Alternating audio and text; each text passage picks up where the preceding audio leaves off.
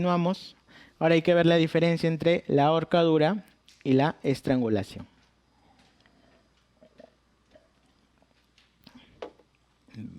Bien. La ahorcadura hemos dicho que su principal intención es homicida. No, perdón, suicida. Suicida. Mientras que la estrangulación es de tipo homicida. En el ahorcado, pues, el agente lesionante va a ser un lazo, de donde el cual se cuelga, ¿no?, la persona. Mientras que en la estrangulación puede ser a lazo, puede ser a mano también, ¿no?, del victimario. La fuerza en la ahorcadura es de tipo paralela, ¿ya? Mientras que en la estrangulación la fuerza es de tipo perpendicular. Esto se grafica, ¿no?, así, ¿no? Está la persona, está su lazo. Está. Entonces, en este gráfico nos sirve uno para ver la fuerza. Vean, ¿no? La fuerza es paralela a la persona. En el estrangulado, en cambio, ¿qué tenemos? ¿No? Alguien tira por detrás y es paralela al eje de la persona. Perdón, es perpendicular, ¿no? Forma 90 grados al eje de la persona. ¿Dónde hay más fuerza? En el ahorcado, porque el cuerpo queda suspendido del lazo. En el estrangulado la fuerza es menor, ¿no? Entre 5 y 15 kilos por metro. En el ahorcado hasta 60 kilos, porque es todo el peso de la persona. Mecanismos que van a permitir o van a causar la muerte en ambos. Tenemos un mecanismo vascular por la oclusión de los vasos. Tenemos un mecanismo laringotraqueal porque la lengua se desplaza hacia la parte posterior y tapa la vía aérea. Y un mecanismo neurológico porque sobre todo donde en el ahorcado, ya que además hay fractura en las vértebras cervicales, ¿no?, con lesión medular, y por eso es el mecanismo neurológico. En ambos vamos a encontrar el surco, pero que es importante diferenciar el surco del ahorcado del surco del estrangulado.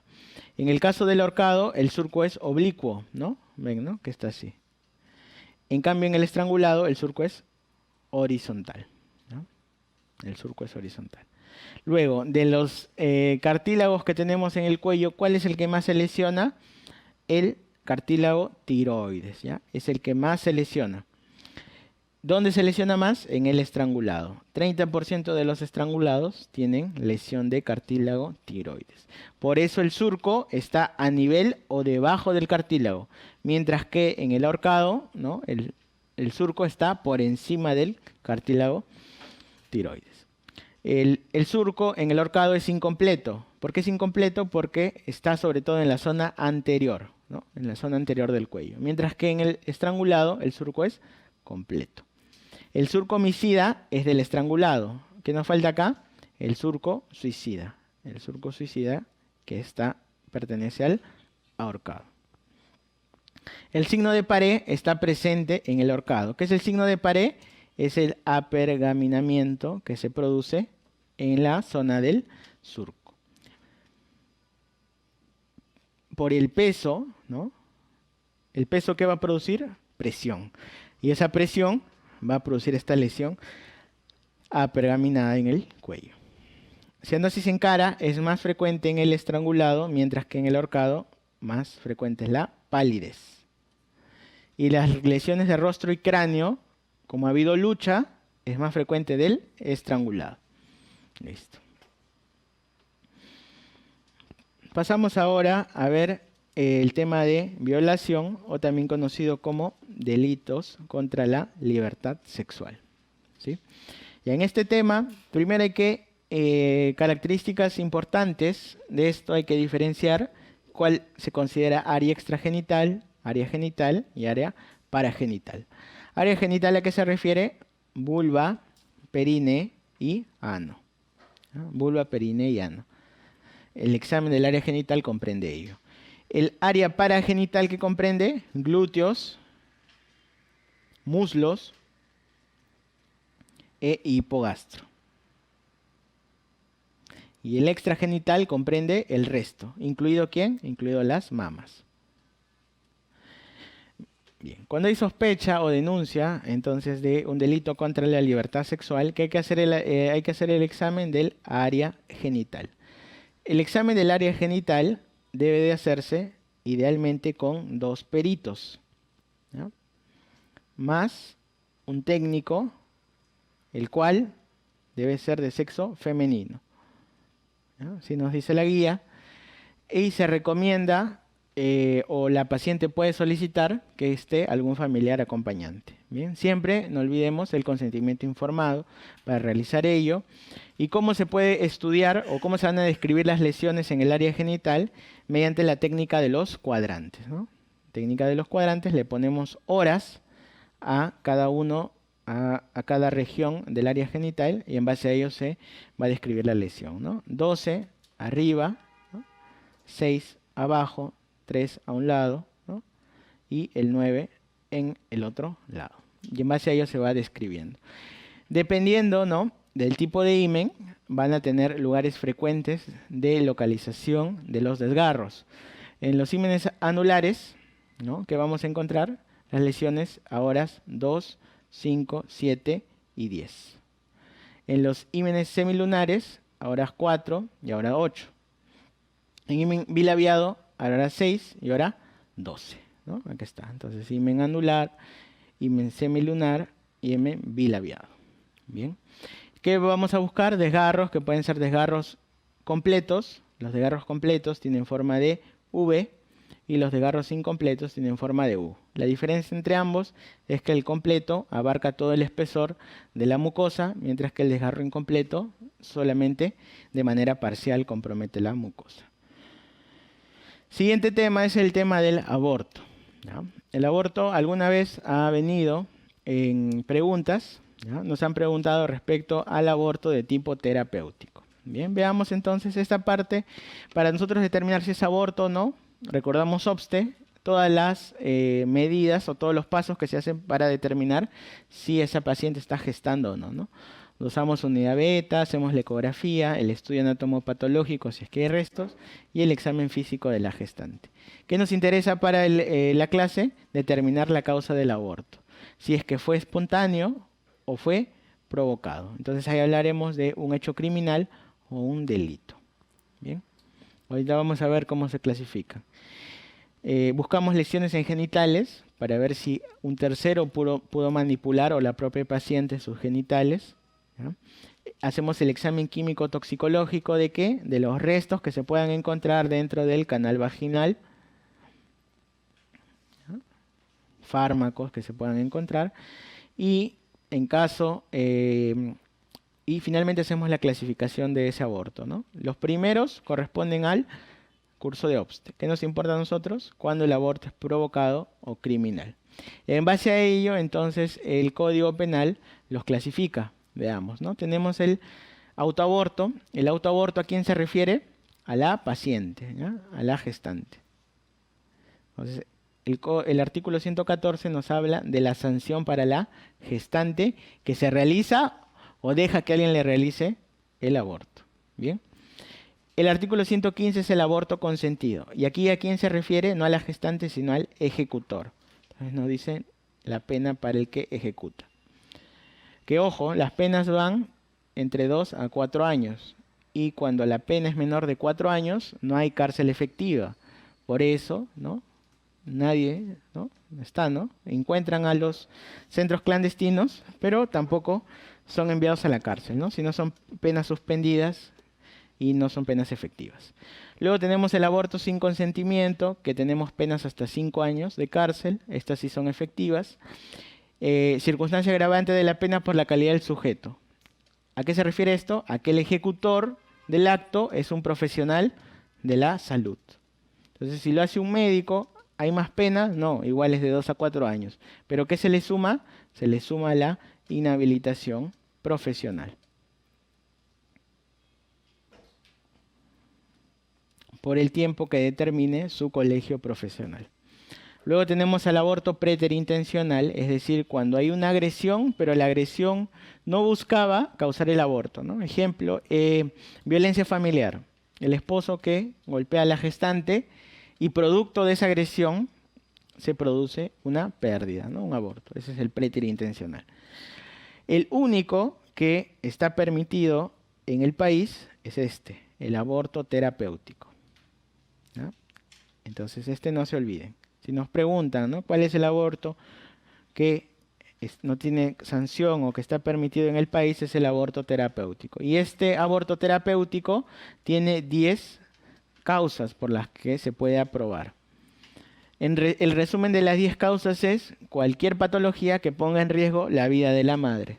¿Y eso lo determina quién? Una junta médica, no un médico particular en su consultorio que llena una hoja, no, sino tiene que ser una junta médica en un instituto especializado que determine que esa madre está en riesgo y recién se aprueba la interrupción de la gestación.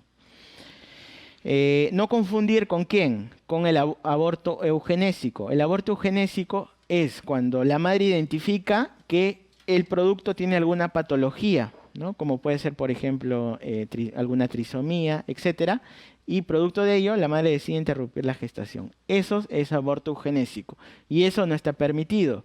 Sin embargo, las sanciones, las penas son pocas, ¿no? Es menor de 1 año, simplemente meses, o sea, prisión suspendida. Y el aborto sentimental, ¿a qué se considera? Igual, ¿no?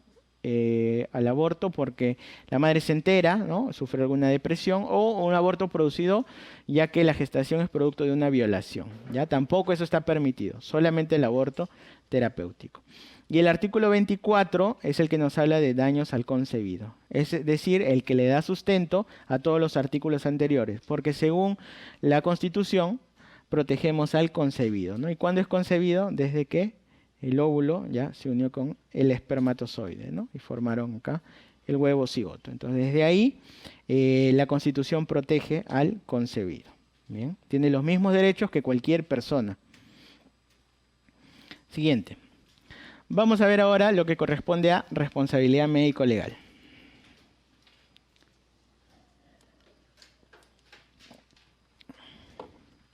Bien.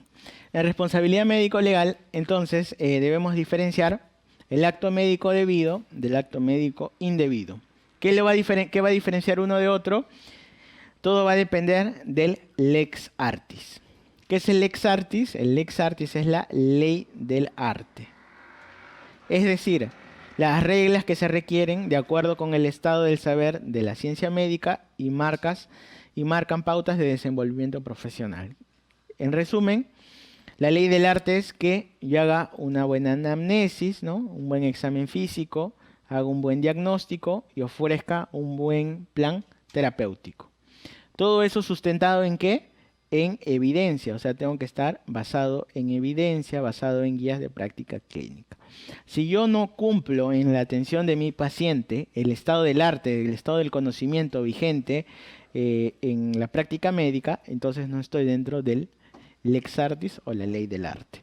Bien, si cumplí todo, entonces mi acto médico se considera un acto médico debido, cumpliendo el lex artis.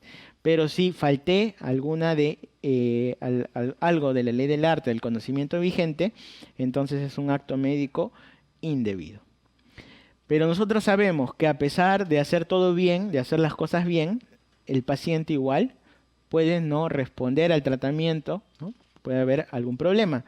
Entonces, si yo aplicando la ley del arte, mi paciente se recupera o logra el objetivo terapéutico, diré que es un acto médico eficaz. Y si yo aplicando el conocimiento vigente, el paciente sufre algún daño, entonces será un acto médico debido, pero de tipo dañoso. Ejemplo, doy un tratamiento, ¿ya?, y el paciente tiene una alergia, a pesar que el tratamiento era el correcto, y yo no podía prever o prevenir ese evento, entonces es un acto médico debido, pero que produjo daño. Bien. Eso nos va a servir para entender que los conceptos de malpraxis. ¿De dónde viene la malpraxis? De un acto médico indebido. ¿Ya? De ahí viene la malpraxis, que lo vamos a ver ahorita. Antes de ver malpraxis, que ha sido el motivo de preguntas varias veces, veamos la responsabilidad que tiene el médico al lesionar o al cometer un daño sobre su paciente. Y eso es la responsabilidad profesional. Hay varios tipos de responsabilidad. Por un lado tenemos la responsabilidad civil. Cuando nos hablen de responsabilidad civil, ¿a qué se refiere? A que el paciente, si me denuncia, ¿qué va a pedir? una indemnización, ¿no? Entonces yo le voy a tener que pagar por la lesión que he causado. Bien, listo. La responsabilidad penal va a depender de qué, del tipo de lesión y cómo se clasifique. Si fue una lesión leve, una lesión grave, y en base a eso ya sabemos que existen penas, ¿no?, privativas o suspendidas en todo caso de la libertad. Entonces esta es la sanción que se da de acuerdo al tipo de lesión que vimos en las dos líneas que tracé. Luego existe una responsabilidad administrativa. Esa responsabilidad administrativa, ¿con quién es? Con el empleador. Muchas veces, ¿qué ocurre? Que hay algún caso de supuesta negligencia, viene la prensa y entrevistan al director. ¿Y qué dice el director? Ya hemos separado a ese médico, ¿no? Ya no trabaja acá. Entonces, eso no es tan sencillo, ¿no? Porque todo tiene un debido proceso. Pero finalmente el empleador te puede retirar si es que determina que fuiste culpable, ¿no? Es una responsabilidad administrativa. Luego, ¿qué más? El paciente no se queda tranquilo, se va al colegio médico y tienes una responsabilidad ética, ¿no? Entonces el colegio médico te sanciona desde amonestaciones verbales, ¿no?, hasta suspensiones, ¿no? 1 año o te puede inhabilitar, dependiendo de cuál ha sido la falta que hayas cometido. Y finalmente viene su salud, se entera también y te pone una multa, ¿no? Entonces te multan, ¿no? Encima tienes que pagar y puedes ir, ¿no? Y encima tienes que ir al juicio, ¿no?, para la responsabilidad penal. Son varias responsabilidades que enfrenta el médico, ¿no? Bien. ¿Qué nos falta? Los tipos de malpraxis. Pregunta bastante hecha, ¿ya? Entonces, anótenlo acá. Yo creo que si les alcanza, yo lo voy a poner acá aparte, ¿no? Bien. Entonces, partimos de dónde? De la iatrogenia, ¿ya? Entonces, la iatrogenia, ¿qué va a ser? Va a ser cualquier daño que tuvo el paciente producto del acto médico. Listo. Ahora, este daño se puede haber producido en dos contextos. Si yo hice todo bien, diré que cumplí el lex artis, ¿cierto? O sea, que tomé la previsión exigible que ameritaba la evidencia científica. Pero si yo no tomé la previsión exigible, entonces, ¿qué diré? Que caí en malpraxis. ¿Ah? Listo. Y esa malpraxis se va a tener que clasificar en 4. ¿Ya? Ahí está. Entonces, ahí está. Impericia es una malpraxis por no impericia, ¿no? Sin pericia, o sea, no saber, no tener conocimiento, ¿ya? Falta de conocimiento técnico. Entonces, si un residente se equivoca, lesiona al paciente, ¿no? Falta de pericia, impericia. Listo. El caso, ¿no?, del oftalmólogo operando colon, también, ¿no? Falta de conocimiento, impericia. ¿Qué más tenemos? La negligencia. Entonces, cuando uno es negligente, tú serás negligente cuando dejas de hacer, dejar de hacer. O sea, sabes que debes hacer, pero dejas de hacer. Le ponemos un signo menos. O sea, es una lesión por omisión. Todos sabemos que cuando recetamos debemos preguntarle al paciente sus alergias. Si no le preguntamos, entonces estamos dejando de hacer. Estamos siendo negligentes, estamos omitiendo una acción. Luego, la siguiente es la imprudencia. Y a la imprudencia le ponemos el signo más. Este es el contrario. No dejaste de hacer, acá hiciste de más, ¿no? Hiciste de más. El cirujano que opera, ¿no?, al plastrón, sabe que no debe operar, igual lo opera, ¿no? Entonces ha hecho un acto de más que no debió hacer. Y ese acto de más termina lesionando al paciente. Listo. Y finalmente tenemos la inobservancia. Y esto se refiere sobre todo a los documentos, ¿no? No hiciste la historia clínica, no evolucionaste, no llenaste el reporte de sala, ¿ya? Inobservancia, ¿no? No hiciste que firme el consentimiento informado, inobservancia de las reglas. Entonces ahí está, impericia, negligencia, imprudencia, inobservancia. Lo más difícil es diferenciar negligencia de imprudencia, acuérdense de los signos, ¿no? Negligencia menos, imprudencia más. Con eso salen las preguntas. Bien. Vamos ahora a ver los conceptos de seguridad del paciente.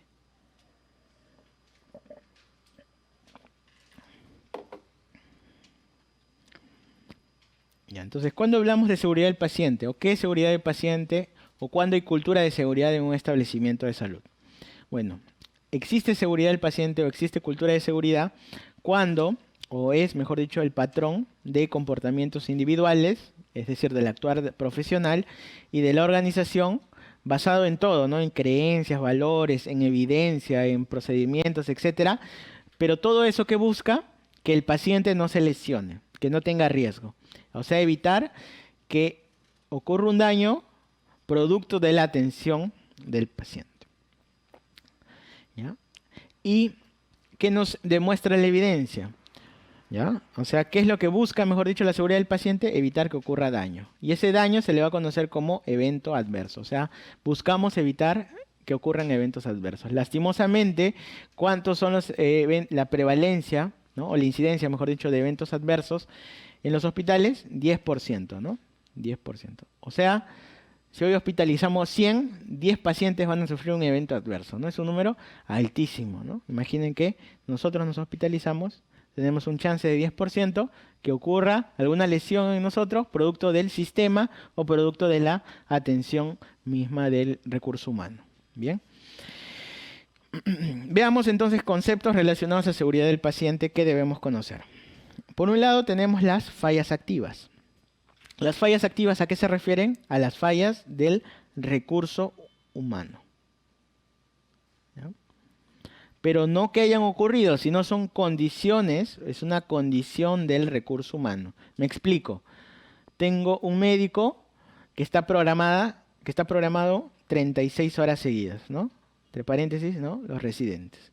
Entonces, esa condición no necesariamente va a acabar en la lesión del paciente, pero va a contribuir, ¿no? Es un factor que está presente y que podría ocasionar un daño. Entonces, un recurso humano que trabaja muchas horas, falla activa. ¿Bien? Y además tengo las fallas latentes. Las fallas latentes son fallas de tipo administrativas. Ejemplo, las camillas de mi establecimiento no reciben mantenimiento hace 10 años.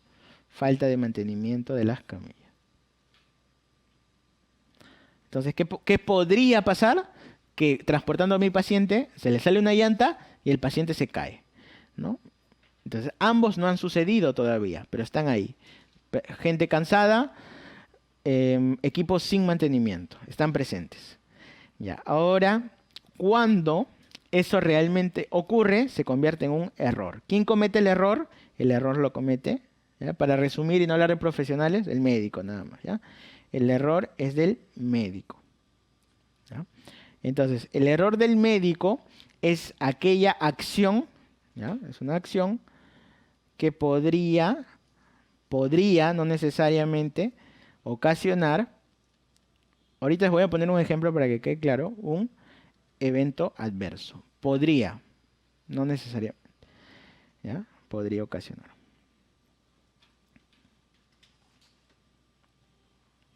Y el incidente es un acto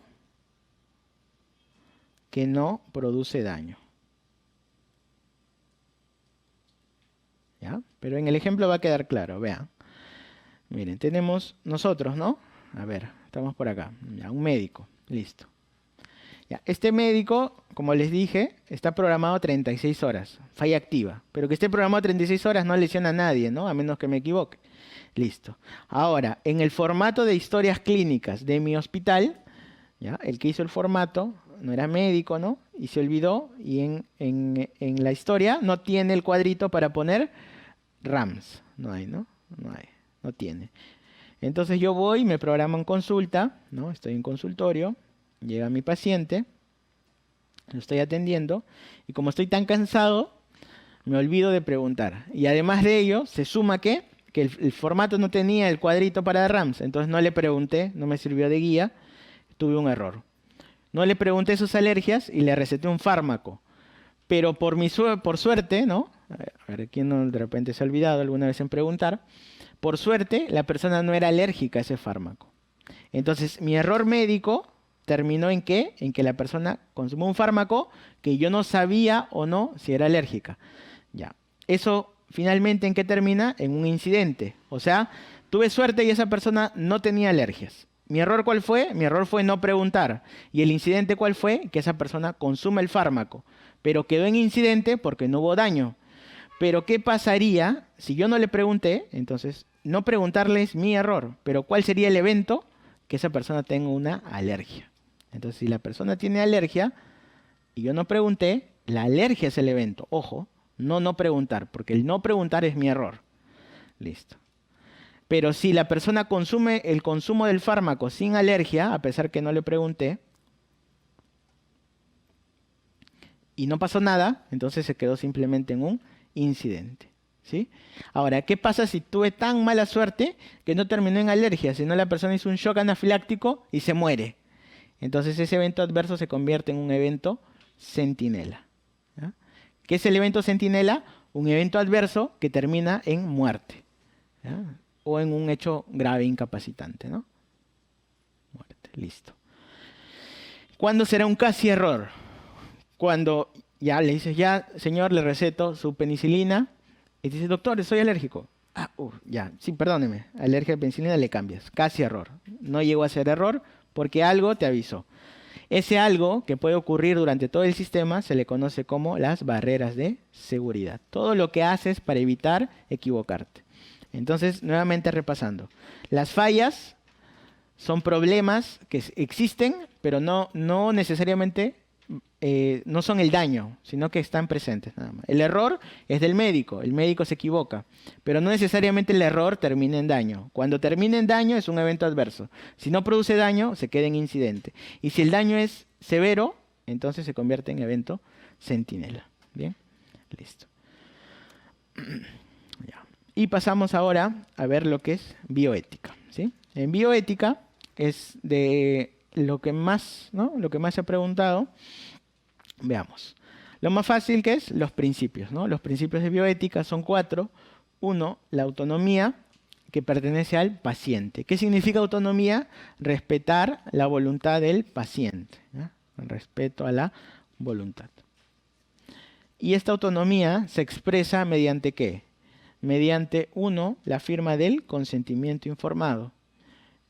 Y 2, mediante el conocer o el paciente cuando exige conocimiento de su enfermedad o su diagnóstico. ¿Cuál es el orden en el que va la autonomía? Primero va el paciente. Si el paciente no puede ejercer su autonomía, le corresponde al familiar responsable. Por eso es importante llenar en la historia clínica quién es el familiar responsable. ¿Ya?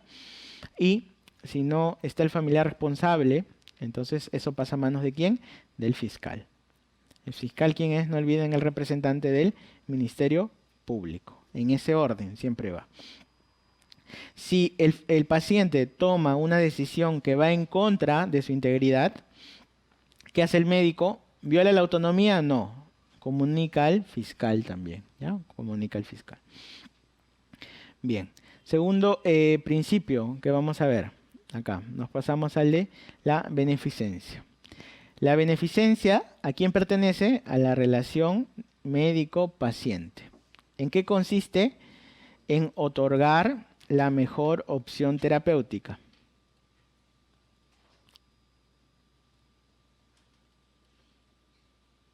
Cuando yo transgredo, porque aquí las preguntas me han venido por transgresión de principios, cuando transgredo el principio de beneficencia, cuando no le doy el mejor tratamiento al paciente, ¿no? A pesar que sé que existe, se lo niego. Eso es transgredir beneficencia. Y no hay que equivocarnos con no maleficencia. No maleficencia más bien es dejar de hacer algo para no lesionar al paciente. ¿Ya? Esto es darle al paciente lo mejor y esto es dejar de hacer. ¿Ya?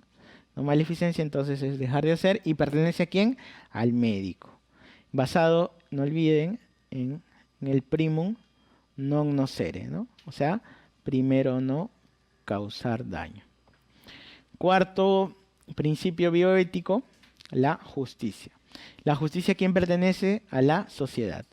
¿Cómo voy a identificar en los casos que me pregunten si es que se ha transgredido o no, o si es que me están preguntando si se aplica o no el principio de justicia, porque me van a hablar de qué, de leyes, ¿no? De implementación de normas técnicas, etcétera. Un beneficio grupal. El aseguramiento universal está basado, ¿no? En justicia. Vacunación, justicia. Todo lo que tenga que ver el Estado en relación con la población.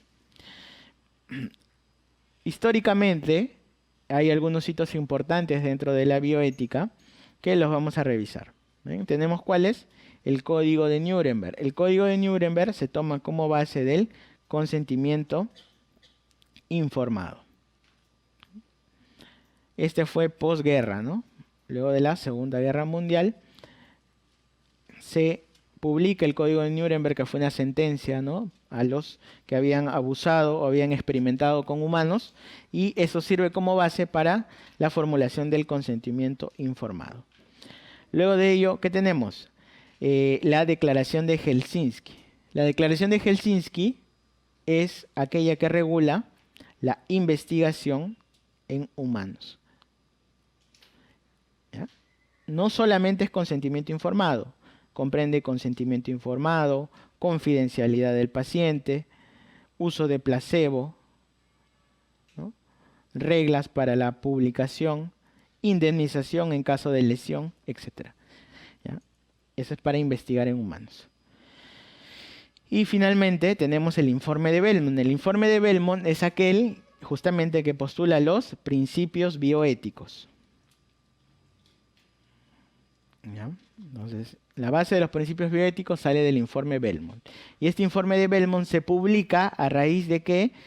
De el escándalo por el experimento de Tuskegee, que fue un experimento que se realizó en pacientes afroamericanos para evaluar cuál era la evolución, ¿no? De los estadios clínicos de sífilis. A pesar que ya existía tratamiento, no se les otorgaba el tratamiento, ¿no? Les engañaban, simplemente los que realizaban el experimento querían ver cuáles eran las manifestaciones de sífilis terciaria. Muchos murieron y no se les ofreció el tratamiento adecuado. Cuando se enteraron de eso, en la década del 70 se publicó el informe Belmont. Bien, vamos a terminar ahora con la posición que puede tener el médico ante el paciente terminal. Entonces, cuando tenemos un paciente terminal, el médico va a tomar tres opciones, ¿no? Aquí está. 1, 2, 3. La primera es la distanasia. La distanasia consiste en que le voy a prolongar la vida al paciente, más vida, y a la vez prolongo su sufrimiento. Puede tomar otros nombres, ¿no? En el examen nos han preguntado también como el encarnizamiento terapéutico, ¿no? O la obstinación, la obstinación terapéutica, ¿no? Encarnizamiento, obstinación terapéutica son otros nombres, ¿no? ¿De qué consiste? En que tengo un paciente que sabemos que no se va a recuperar, pero le prolongo la vida, ¿no? Lo intubo, lo pongo en ventilador mecánico y le estoy prolongando la vida a pesar que ya ese paciente está con diagnóstico de muerte encefálica, ¿no? Prolongar la vida de manera artificial en un paciente sin posibilidad de recuperarse. Bien. Ortotanasia es la otra posición. ¿La ortotanasia a qué se refiere? ¿Le voy a prolongar la vida al paciente? No. El paciente va a fallecer de acuerdo a la evolución de su patología. ¿Ya? Simplemente, ¿qué estoy haciendo? Estoy disminuyendo su sufrimiento, menos sufrimiento. Cualquier terapia de cuidado paliativo no tiene intención curativa, sino calmar el dolor, de repente quirúrgico, descomprimir alguna vía. Eso es ortotanasia, brindar cuidados paliativos al paciente. Y tercera posición ante el paciente terminal es la eutanasia. La eutanasia no está permitida en el país, ¿ya? ¿En qué consiste la eutanasia? En anticipar la muerte para evitar el sufrimiento, ¿ya? O sea, es menos vida y menos sufrimiento. Pero esta no se permite en el país. Ojo, ¿ya? Menos vida y menos sufrimiento. ¿Qué nos falta ver? La objeción de conciencia. ¿Qué es la objeción de conciencia? Ya lo han preguntado alguna vez. es aquella disposición que tiene cualquier profesional, no solamente el médico, en la cual se puede negar, en este caso el médico, ¿no? Vamos a hablar del médico, objeción de conciencia médica, negar a realizar el acto médico porque va contra su moral. Ejemplo, ¿no? Que nos han preguntado la relación de la objeción de conciencia con el aborto terapéutico. Entonces, el aborto terapéutico tenía sus pasos, ¿no? ¿Cuáles son los pasos del aborto terapéutico? Bueno, primero tengo a mi gestante, ¿no? Aquí está, que está en riesgo. Tengo una gestante en riesgo. Listo. Esta va a consulta y el ginecobstetra, ¿qué hace? Identifica a la gestante en riesgo. Luego que le identifica, ¿qué debería hacer? Convocar a una junta médica. Y esta junta médica debe estar conformada por lo menos por 3 ginecobstetras.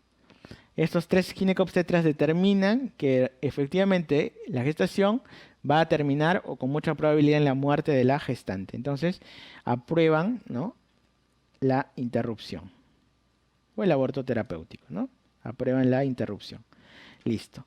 Si la aprueban, alguien la tiene que ejecutar, ¿no? Entonces se designa a alguien y se ejecuta. Bien. Si en la designación de uno de estos, por lo menos son 3, de uno de estos 3 médicos, alguno de ellos dice, no, yo no lo puedo hacer porque va contra mi moral, contra mi religión, etc. Entonces, ¿qué se debe realizar? Se designa a otro. ¿Por qué? Porque esa persona puede optar por su objeción de conciencia. ¿Cuándo voy a poder ejecutar o cumplir mi objeción de conciencia? Cuando no vaya en contra de ¿qué? De la beneficencia del paciente. En este caso, como otros médicos pueden hacerlo, entonces yo puedo cumplir mi objeción de conciencia. De la misma forma, algunas religiones no trabajan los sábados, ¿no? Entonces, si esa persona, ese médico es de esa religión, si existen otros médicos que puedan cumplir ese horario, esa persona puede pedir a su jefe que no lo programen porque va contra su religión, ¿no? Entonces es el libre culto que existe en el país, no discrimina y esa persona puede ejercer su objeción de conciencia. Pero si es el único médico, entonces prima la beneficencia del paciente y no la va a poder ejercer, ¿no? Todo depende del contexto, recuerden, siempre prima la beneficencia. Bien, entonces hasta aquí nos quedamos en cuanto a medicina legal. Bien, gracias.